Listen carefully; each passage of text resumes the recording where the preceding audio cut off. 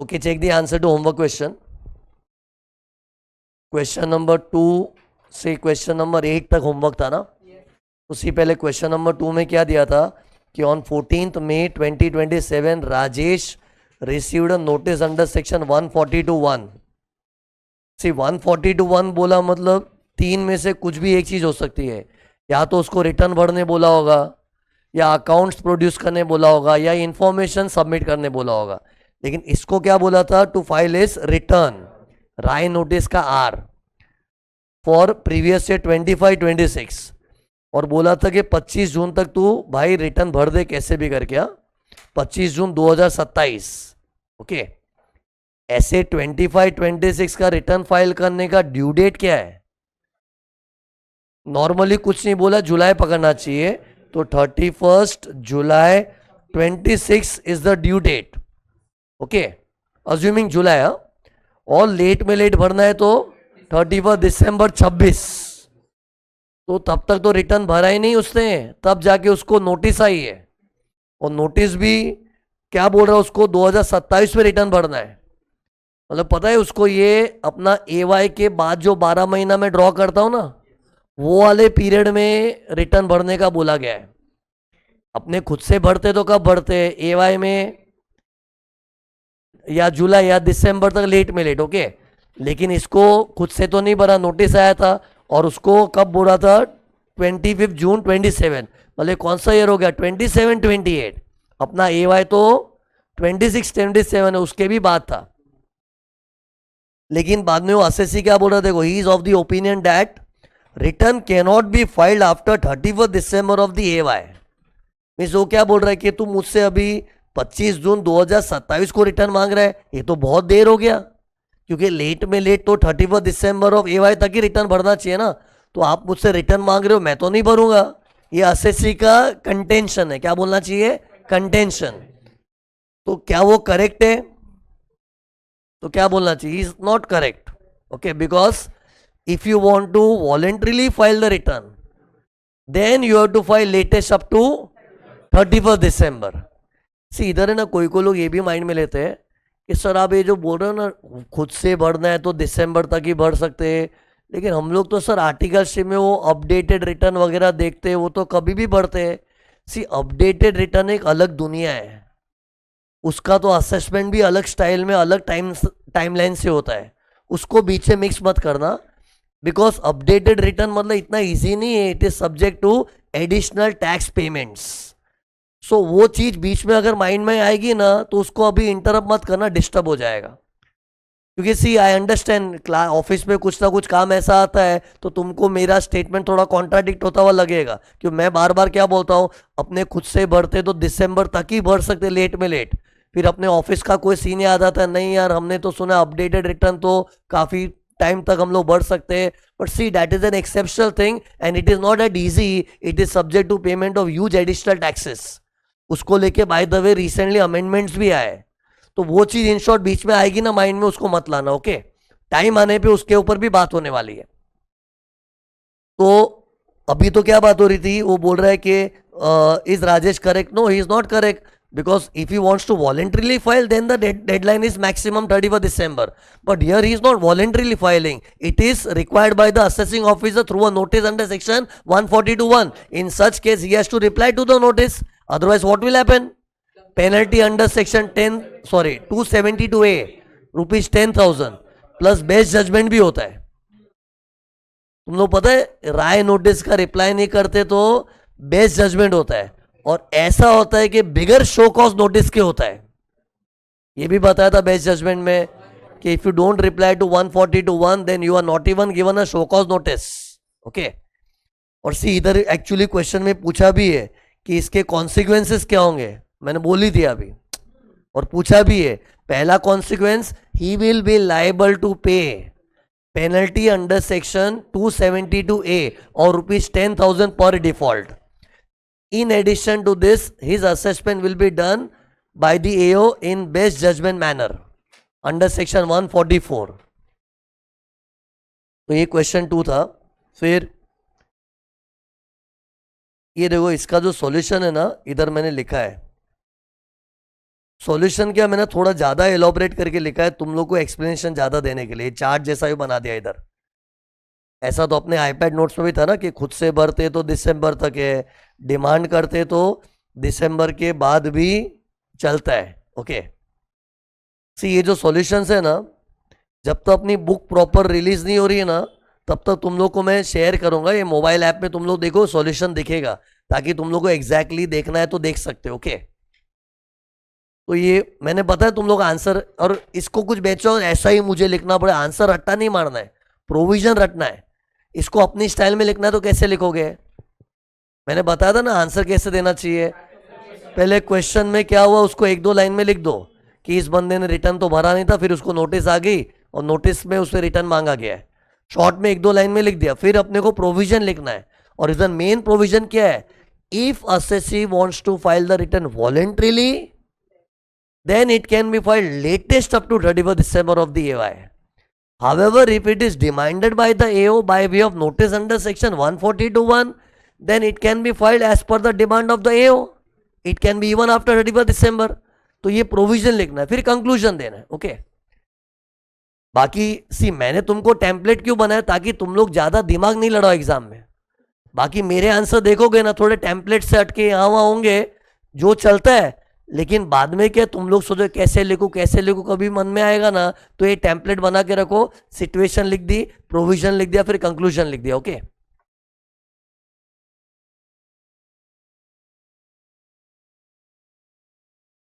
नहीं जो पूछा है वही लिखना है ना। सी एक्स्ट्रा बहुत बार क्या हम लोग जोश जोश में एक्स्ट्रा लिख देते हैं, आंसर उतना ही दो जो पूछा गया है। जैसे मैं पूछूं आपका नाम क्या है तो आप बताओगे पलक जवेरी, फिर आपने एक्स्ट्रा बता दे मेरी ये हॉबीज है वो हॉबीज है, मतलब वो जरूरत नहीं है ना।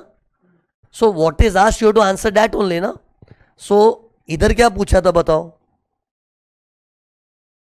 Is Rajesh correct? तो करेक्ट है कि नहीं लिखना है, बट खाली करेक्ट इनकरेक्ट नहीं, यस नो में नहीं, विद रीजन। फिर कॉन्सिक्वेंस लिखना है।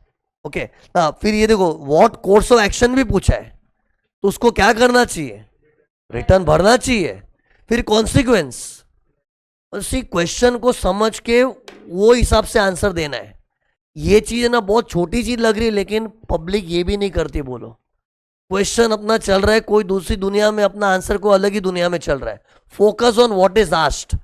मैं तो पता है अकाउंट जब मैं बचपन में खुद करता था ना, मैं रिवर्स स्ट्रैटेजी फॉलो करता। क्वेश्चन में एंड में ही देखता था पहले पूछा क्या है, ये पूछा है इसके लिए मुझे ये बनाना है, उसके लिए ये करना है, इसके लिए ये, उसके लिए ऐसे रिवर्स करके करता था। So my focus used to always be on what is asked. इधर प्रिसाइसली है ना तीन चीज पूछी है, correct incorrect, course of action, consequence. उतना पॉइंट टू पॉइंट आंसर देने आना चाहिए। ओके और करेक्ट इनकरेक्ट मतलब हाँ या ना में नहीं, विद जस्टिफिकेशन। ओके फिर सी मैं तुम लोग को पहले खुद ट्राई करने क्यों देता हूं? ताकि पता चले हम लोग कहां गड़बड़ कर रहे हैं। बाद में मैं तो सिखा ही रहा हूं। अगर ये सोचो अगर तुमको ट्राई किए बिना डायरेक्टली मैं सिखा दिया हूं तो मतलब तीर निशाने भी नहीं लगेगा। पहले तुम ट्राई करो फिर मैं सिखाऊंगा ना, तो उसका अलग इंपैक्ट आता है। देन सी क्वेश्चन नंबर 3 देखना। In respect of return filed by following SSC for 25-26 you are required to specify the last date by which intimation can be sent। मतलब इंटीमेशन लेटेस्ट कब तक भेजना चाहिए वो पूछा है, और क्वेश्चन में से दो केस दिए। तो क्वेश्चन पे फोकस क्या पूछ क्या रहा है? Last date by which intimation has to be Saint.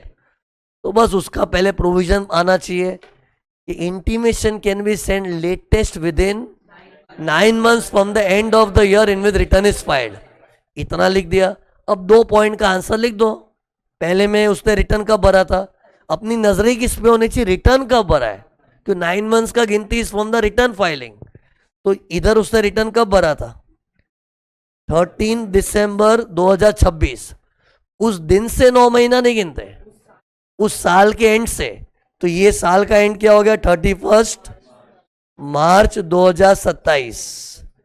इसके बाद 9 महीना ऐड करोगे तो 31 दिसंबर 2027। फिर सेकेंड केस में क्या है, उसने 24 जून 2027 को रिटर्न भरा था। हाँ खुद से नहीं भरा था, राय नोटिस के रिस्पॉन्स से भरा था, चलेगा ना। अपना जो बैंगलोर में सॉफ्टवेयर है ना, वो तुम खुद से भरो कि राय नोटिस के रिप्लाई में भरो, हर रिटर्न को प्रोसेस करता है वो। लेकिन इसका रिटर्न कब आया था? 24 दिसंबर 27। तो यहां से अपने को एंड ऑफ द ईयर निकालना है। तो इस साल का एंड क्या होगा? 31 मार्च 28 becomes the end of the year. फिर इससे प्लस 9 मंथ्स, तो 31 दिसंबर 28। So 31 December 28 is the last date by which intimation can be sent. तो ये था। फिर क्वेश्चन नंबर 4 देखना, ये मैंने ड्राइंग के साथ पूरा पेश किया सॉल्यूशन में, आंसर मैंने डिस्कस कर ही दिया है।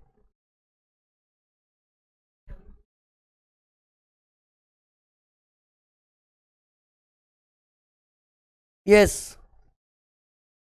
सी उसका डाउट क्या है कि 143(1) का इंटीमेशन है, वो 9 मंथ्स में जो आता है, वो अपना जो असेसमेंट की जो 12 महीने की डेडलाइन है उसके बाद आ सकता है क्या?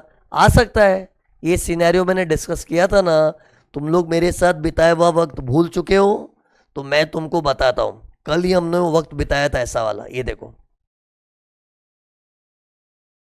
हिज डाउट इज अबाउट कि इंटीमेशन, ये 12 मंथ्स की जो डेडलाइन है उसके बियॉन्ड जा सकता है ना। सी 12 months is for assessment, for the main ठोस असेसमेंट, बट इंटीमेशन तो समरी असेसमेंट में होता है, which is as good as no assessment. वो तो चले जाएगा, जितना लंबा भी जाना जा सकता है। ओके, डिपेंडिंग अपॉन तुमने रिटर्न कब भरा है। ओके, तो anyway this was his doubt. तो मैं किधर था? हाँ, इधर। क्वेश्चन नंबर 4 देखो। Arjun filed is return for previous year 25-26 on 26 July 2026। Time पे भरा है। ड्यू डेट क्या होती है? 31 जुलाई 26, है ना, और उससे टाइम पे भरा है। फिर on 16 September 26 he received intimation under 143(1). लो, जुलाई में रिटर्न भरा, सितंबर में तो इंटीमेशन भी आ गया। फिर क्या था? After receiving intimation he wants to revise the return, and you are required to advise Arjun as to whether he can revise the return which is already processed। Return जो process हो चुका उसको भी रिवाइज कर सकते हैं। तो revising का क्वेश्चन पूछा तो रिवाइजिंग का प्रोविजन लिखो। As per section 139(5) return can be revised either up to 31st December of the AY or before the completion of the assessment which is earlier. In this case the assessment is not completed, because summary assessment is as good as no assessment. Hence he can revise up to 31st December. So even though the return is already processed and he received intimation on 16 September, still he can revise the return, because till 31st December we can revise, and 31st December has not yet come, क्योंकि उसे intimation कब मिली थी? 16 सितंबर को। तो दिसंबर तक तो revise कर ही सकता है ना।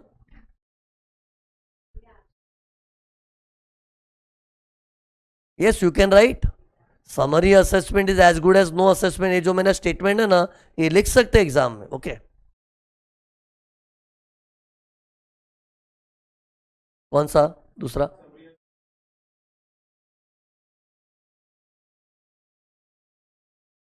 नहीं चलेगा। सी एडिशनल लिखा तो उसमें दिक्कत नहीं है, लेकिन अपना आंसर क्या, टू दी पॉइंट होना चाहिए। जैसे सिंपल बताओ, सुनो ना, इधर देखो, मेरा रोल क्या है बच्चों के सामने है, बच्चों को एकदम point to point straight forward पढ़ाओ, है ना।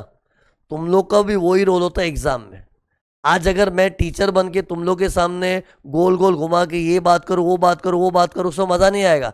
सीधा एक सेंटेंस में मैटर कन्वे कर दिया तो कैसे अच्छा लगता है।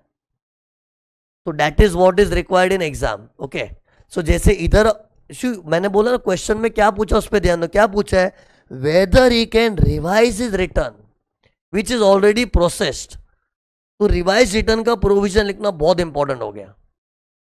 और एक चीज पूछ रहे, वो प्रोसेस हो चुका है, तो उसका जवाब है मेरे पास, प्रोसेस हो गया तो क्या है, summary assessment is as good as no assessment, है ना। तो क्वेश्चन में क्या पूछा वो समझोगे ना, it will definitely help you to frame the answer. Okay, बाद में आंसर यहाँ वो अपनी स्टाइल में भी फ्रेम हुआ चलेगा, but the target should be to reach at the question what they are asking from you. Okay, see ऐसे करके तुम लोग को दूसरे सब्जेक्ट में भी हेल्प होगा. Every subject the strategy same ना. तो ये रहा. फिर हाँ, क्वेश्चन 5 में ना प्रिंटिंग एरर था. ये एक्चुअली है ना, ये 24-25 गलती से मिस्टेक हो गया था. ये कट, इसकी जगह actually it was 25-26.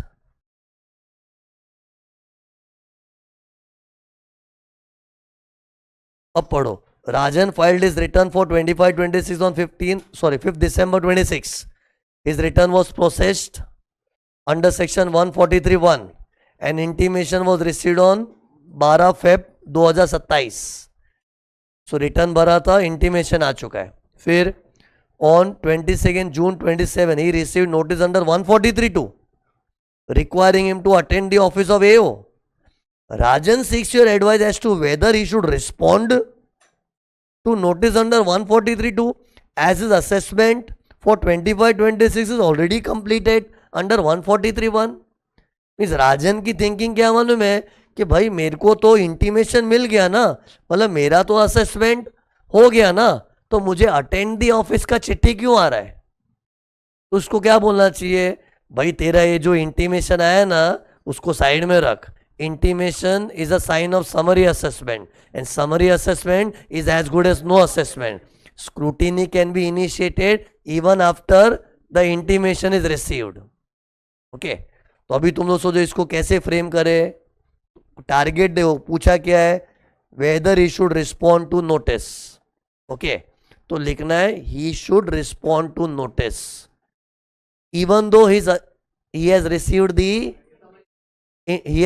the intimation under section 143(1), because receiving intimation does not amount to completion of assessment, but 143(2) is a sign of regular assessment for which assessee has to reply. उसको reply करना पड़ेगा. C answer proper है और proper justification है ना, कैसे भी लिखो मार्क्स मिलता है. आंसर राइट होना चाहिए विथ प्रॉपर इधर मेन जस्टिफिकेशन क्या है कि summary assessment is as good as no assessment. तो इंटीमेशन आने के बाद भी अगर स्क्रूटिनी आ रही है तो उसको रिप्लाई करो. इतना भी लिख के आएगा 3 लाइन में तो भी मार्क्स मिलता है.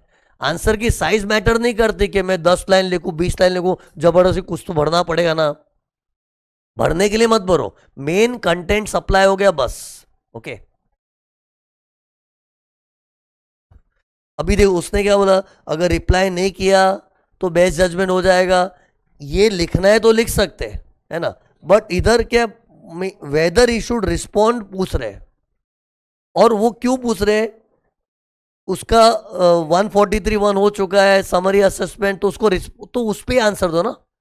अगर रिस्पॉन्ड नहीं करोगे तो ये होगा वो होगा, वो कॉन्सिक्वेंसेस जैसा पूछेंगे तो बताओ. एक्स्ट्रा लिख दिया तो तकलीफ नहीं है, लेकिन जितना पूछा है उतना पॉइंट टू पॉइंट आंसर दो ना. नहीं तो क्या, कितने लोग सीए के एग्जाम में इतने कॉन्शियस होते हैं ना, नहीं सीए का एग्जाम थोड़ा लिखूं, जबरदस्ती लिखने में जाते हैं. एकदम कॉन्फिडेंट हो, 4 लाइन हो के 10 लाइन हो के 3 लाइन हो, अगर point to point answer convey हो गया है, answer with proper justification, and justification में जो प्रोविजन है जो सेक्शन है डाल सके डाल दो, बस you will get the marks. बाकी ठीक है, आप जो बोल रहे हो ना कि उसका कॉन्सिक्वेंस लिखा चलेगा, उसको बुरा नहीं लगे एक्स्ट्रा क्यों बोल रही है. फिर क्वेश्चन 6 देखना. Zoom limited filed it's return for AY 26-27 on 6 जुलाई 26, मतलब ड्यू डेट के पहले ही भर दिया है. इसका ड्यू डेट क्या है, लिमिटेड लिखा ना, लिमिटेड मतलब कंपनी लोग का ड्यू डेट क्या है 31 अक्टूबर, और 31 अक्टूबर की तो पहले ही भरा है. ऐसे ही डिस्कस करो, बाकी क्वेश्चन में इसका रेलेवेंस है कि नहीं अलग बात है, तो ऐसी बात हो रही है खाली कि कंपनी है मतलब ड्यू डेट अक्टूबर है, तो अक्टूबर के तो पहले ही भरा था. फिर the return was selected for regular assessment under 143(3) for with notice under 143(2) is served on the company on 3 July 27. State whether the service of notice is with in the time. Question क्या पूछा उसको समझ, फिर answer तैयार कर. तो दुनियादारी मत देखो, पैराग्राफ के अंदर मत घुसो, लास्ट लाइन पे फोकस करो। क्या पूछा है? Whether the service of notice is with in the time. कौन सी नोटिस की बात कर रहे हैं? 143(2). इसका प्रोविजन क्या है? तो अपने भी कैसे प्रोविजन याद किए, तो एग्जाम में प्रोविजन लिखो पहले कि notice under 143(2 should be served on the assessee और it should be received by the assessee. कुछ भी लिखो चलेगा, या तो लिखो it should be served on the assessee और it should be received by the assessee within 3 months from the end of the year in which return is filed. In this case, the assessee has filed a return on 6th of July 26. Hence, he should be served notice under 143(2) latest up to, बताओ कब तक भेजना चाहिए? 3 महीना कैसे गिने? And of the year से ना। तो पहले इसका एंड ऑफ द ईयर क्या है? इसका एंड ऑफ द ईयर बना 31 मार्च 2027 और 3 महीने जोड़ दो तो 30 जून 2027 तक रिसीव होना चाहिए नोटिस, और उसको मिला है 3 जुलाई को, which is after 30 June. So notice is not served within the time. Okay, फिर क्वेश्चन नंबर 7 देखना। Grind limited is engaged in sale of beverages for PY 25-26 it failed to file the return voluntarily, मतलब उसने खुद से return भरा ही नहीं।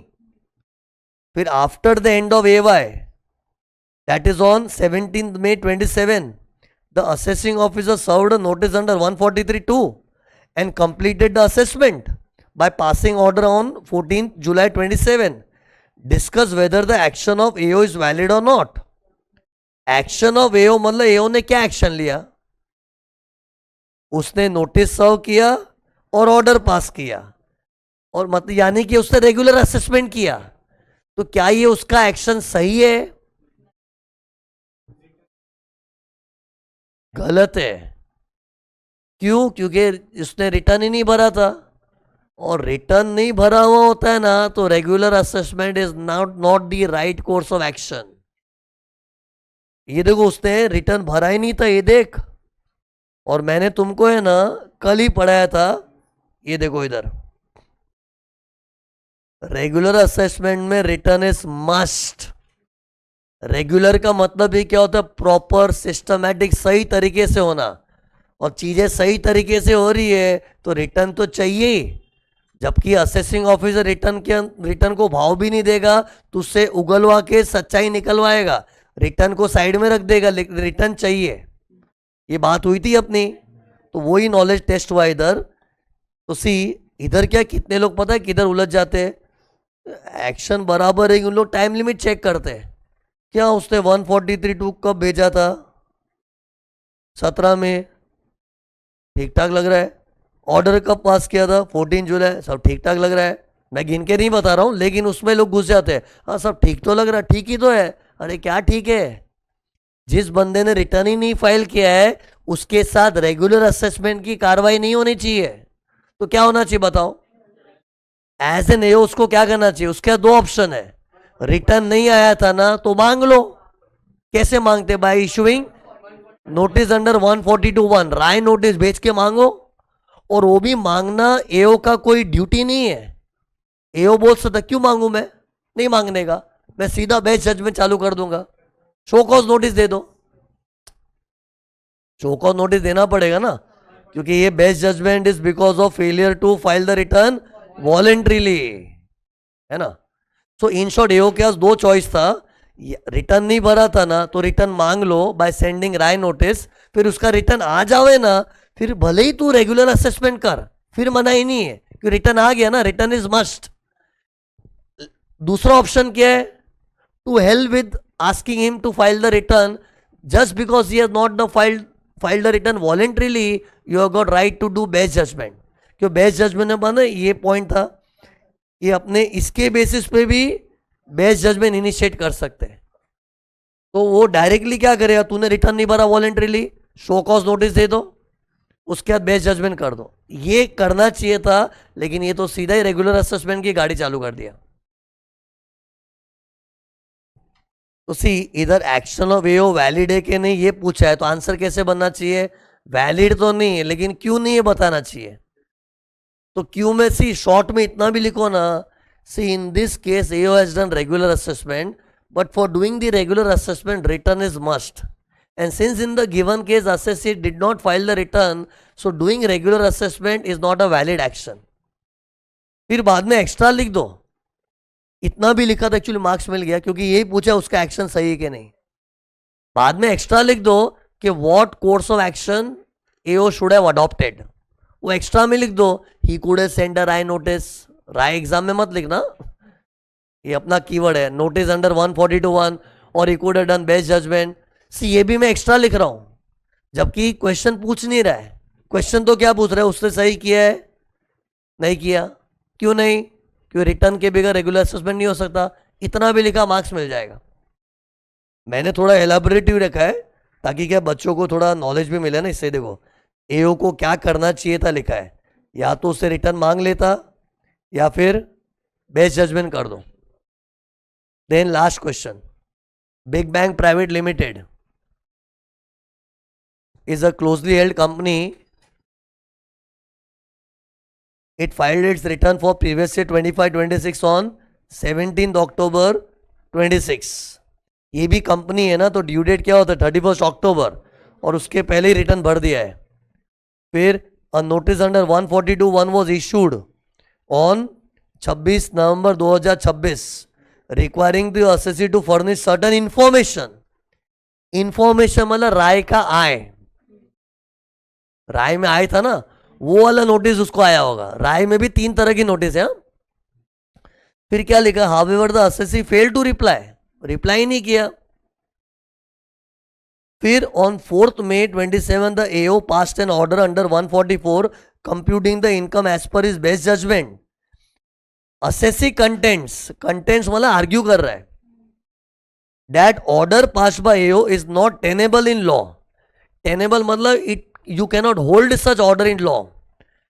Tenable का मतलब उसको तुम कानून में होल्ड नहीं कर सकते हो, उसको सही नहीं मान सकते। Not tenable means not proper, you can not hold it in law.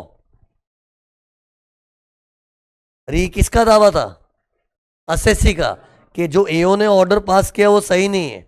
क्यों सही नहीं है, क्योंकि AO fail to issue a show cause notice, मतलब ये असेसी का आर्ग्यूमेंट है।